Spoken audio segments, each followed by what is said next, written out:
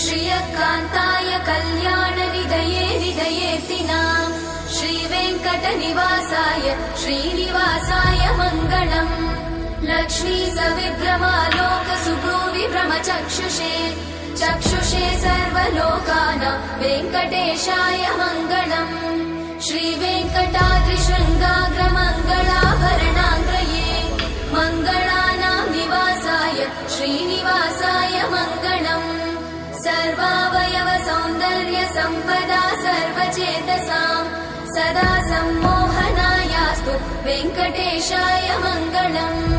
नित्याय निरवध्याय सत्यानन्दचिदात्मने सर्वान्तरात्मने श्रीमद् वेङ्कटेशाय मङ्गलम्। स्वतः सर्वविदे सर्वशक्तये सर्वशेषिने सुलभाय सुशीलाय वेङ्कटेशाय मङ्गलम्।